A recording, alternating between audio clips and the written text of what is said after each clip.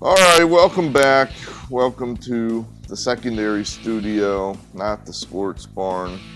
We're in a hurry this morning. Um, it is about 10:15. It is I, Eric Arnold, here. And what do we got for you? Well, here on this Monday, the 4th of April, we have of course, the big national championship game. We have Gonzaga going to be the first undefeated team since the Indiana Hoosiers in 1976, standing in their way as 4.5 point underdogs are the Baylor Bears. So we've got that for you to wrap up our perfectly terrible college basketball season. And then we got 5 MLB picks for you. So, well, let's get to it. Old business. Let's get to the old business. Yesterday, bad day. We just I don't know. I think we probably rushed some picks there in the middle of the night just to try to get some stuff up, and we get hurt again as a big favorite with the Yankees. Hey, the Yankees didn't hit, and apparently Zoich is a good pitcher, or the Yankees couldn't hit. I'm not sure which, but we got hurt bad there, and probably in hindsight should not have been there. Um, the Red Sox, I don't know what to make of that. Uh, we were at least smart enough to be on the run line there, so we didn't really get hammered.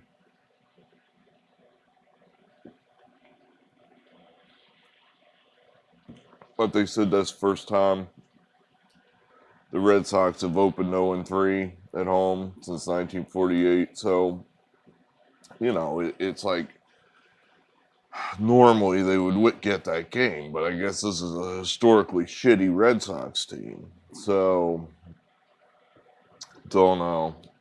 The Cubs squeaked by for us. The Dodgers squeaked by for us. That basically saved the day and made it just a bad day instead of kill yourself day.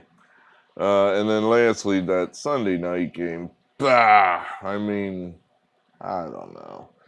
We could have had that game. We could have had it. Really could have. And it just couldn't get it done. Just could not. The White Sox bullpen just wasn't good enough. I was so disappointed because I thought we were going to get that game. Hell, we probably were lucky to be in the game at all. The Angels led us in the game with just terrible defense. Terrible defense. I mean, I've saw an angry comment from random fan, bitter about the MLB new woke position, and his position was, well, they play like shit now anyway, and they can't catch and they can't throw like they used to. Clearly a crotchety old MLB fan, probably like myself.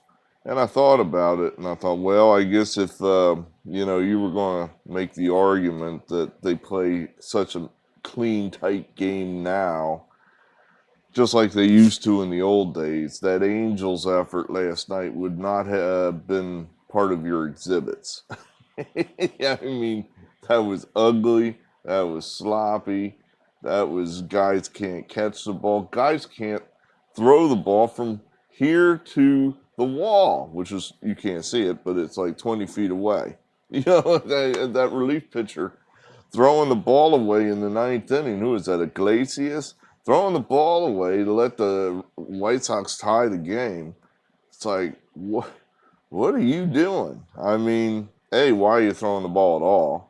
It's like they teach you that in Little League. You got the guy on a rundown. He's from here to there. You just run right at him. You just run right at him and force him to commit, and then you got him. You don't just like panic right away and throw the ball down the left field line. So, but I don't know. I am, I keep thinking to myself, if they dropped the 1980s Cardinals into today's game, I kind of think that team would win 130 games. Just if a team that played clean, tight defense, good pitching, moved runners, stole bases, I think they would just almost dominate because no one knows how to do any of that. I don't know. So, at any rate, let's yeah. Well, that's your old business there. So, let's do the baseball first. We'll save the college basketball for last. So, what we got here for you? All right. Let me get my notes up here. I actually have rationale for. I took an extra. I'm trying. I saw your comment, Colonel Peter C, about the big EO meter, and yeah, I'm in a hurry. So it didn't get put together these last few shows, and it's early in the MLB season anyway, so the numbers aren't all that meaningful yet. You know, we're losing. You know, for those of you that just tuned in, we're off to a bad start. For those of you that are consistent viewers. You're losing? No, you're still losing? You know, Shazam. Of course we're losing. We haven't turned it around yet.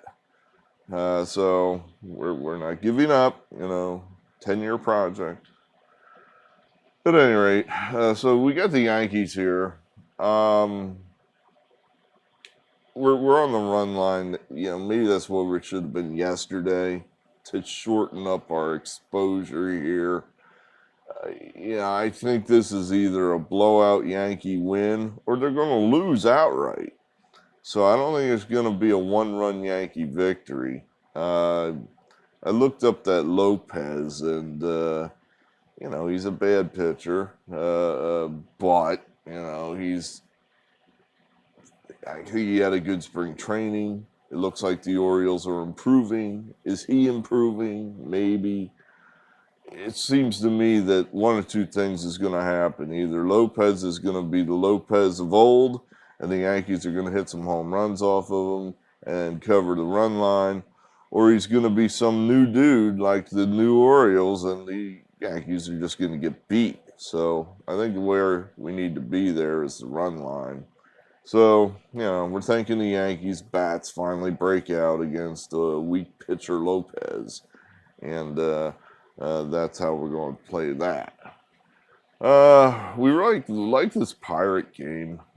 Just think that, you know, the Reds are historically not a great team, and I don't know this edition of the Reds is all that much better. They came up with two big emotional wins against division rival St. Louis. So now does that make the Reds good? I don't know. I mean, here comes, you know, and they're not playing the Cardinals anymore. They're playing now the Pirates, and the Pirates are. How do you get up for the Pirates? You know, the Pirates are just not very good. But you know, the Pirates played pretty okay in Chicago. They played credibly. So we kind of think the Pirates might sneak in there and steal the first game of this series against the Reds. Who are just maybe, I mean, watching Nick Castellanos parade around, they're definitely feeling pretty good about themselves. So we're going to go ahead and try to take a shot to beat them with the Pirates. The Mets. The Mets finally get to open their season after COVID follies number 868.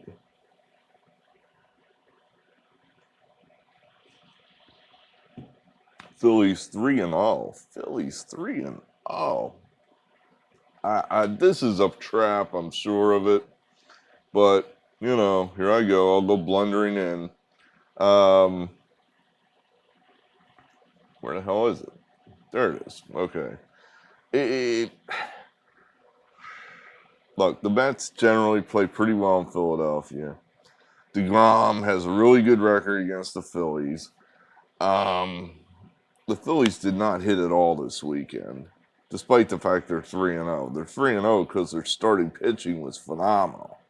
Their bullpen was good enough.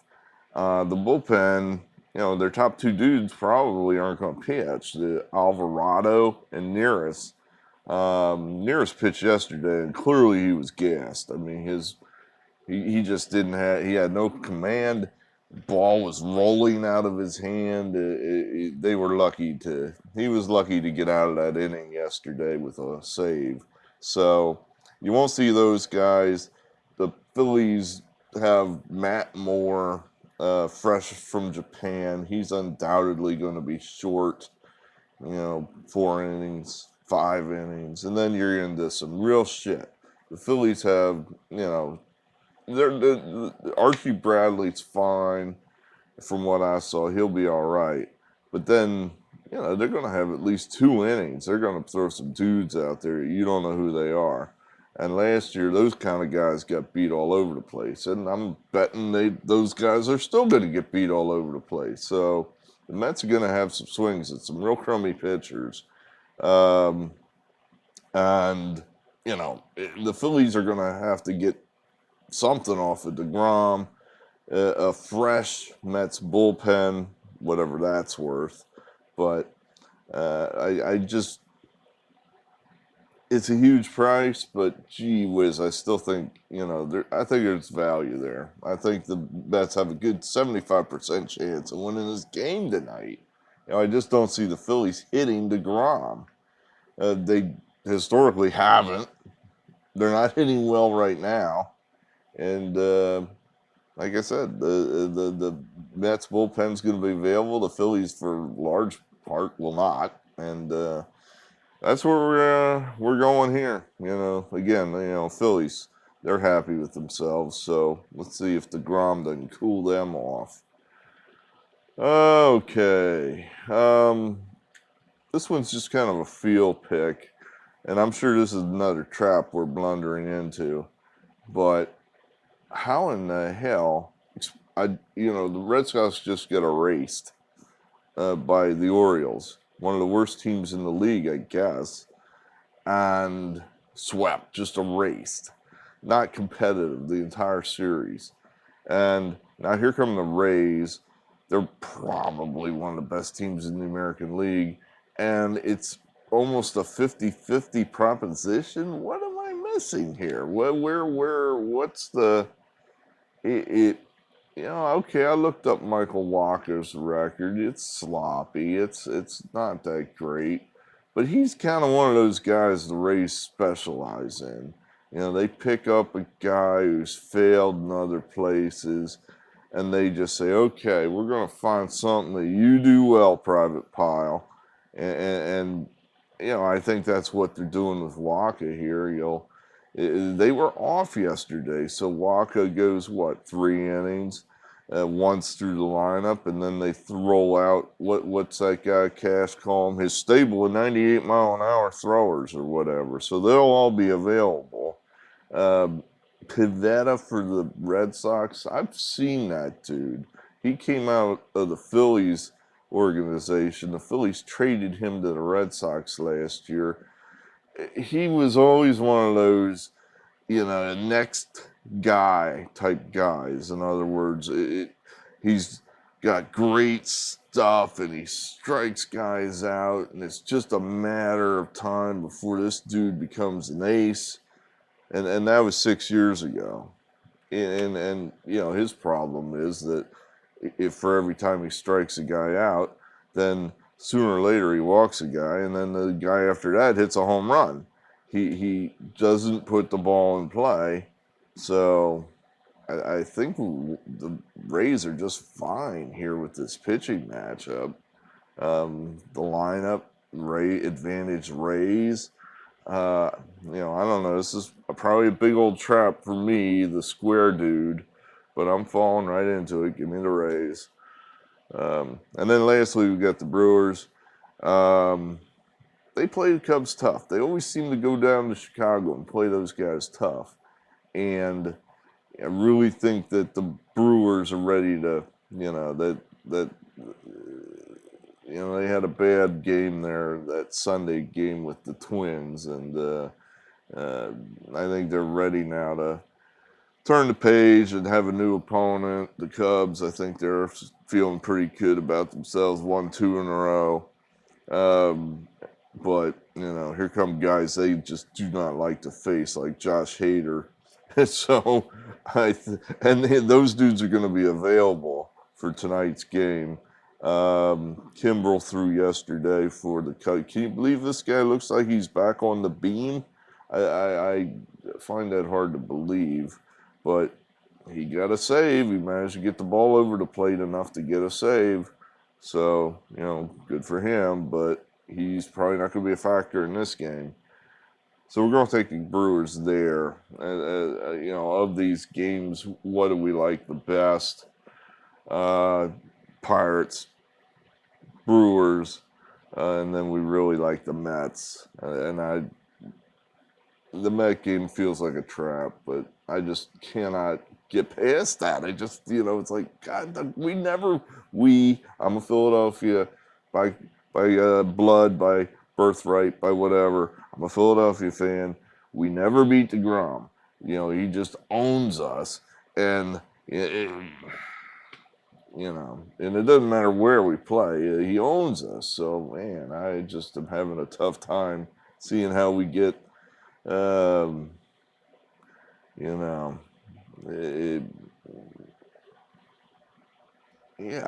no scenario really where we don't have to put some bad bullpen dudes out there.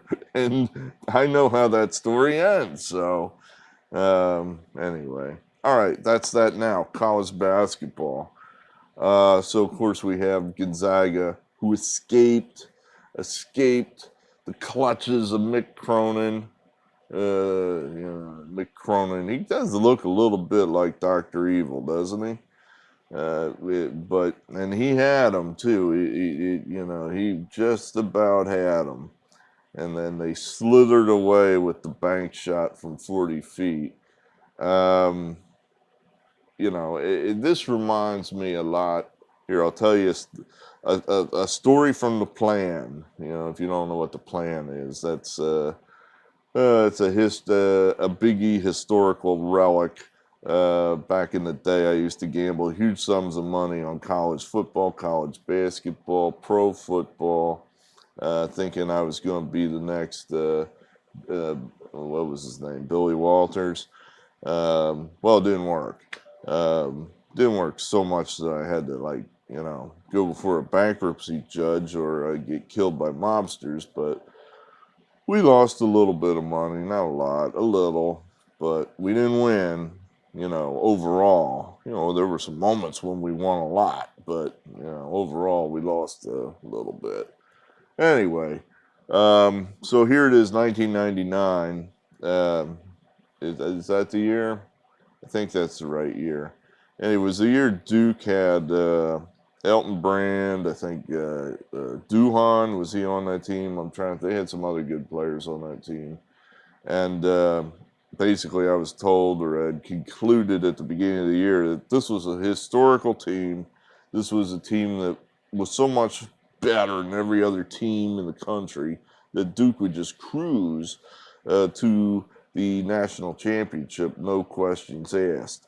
So at the beginning of the year, I bet $17,000 that they would win the title, and it was at even odds. Which, looking back on it, probably one of the smartest bet in the world, but I did it. And if you're asking why 17, I don't know. My standard bet back there was 20, so probably I was just either I had a cash flow problem at the moment. That's probably what happened. I was probably at the window and I didn't have 20. All I had was 17. So that's what ended up getting bet. That's probably what happened. So here I get this bet for 17 grand, and Duke pretty much marches right through the college basketball ranks. They're in the Final Four. They beat whoever the hell they beat. I forget, Michigan State. They beat Michigan State, but not by a lot. UConn here now, they're a 9-point favorite over UConn, and it by happenstance, it just happens I'm at that game. You know, in St. Petersburg, I'm at the game. Uh, yeah, that's pretty much the only Final Four game I've ever been to.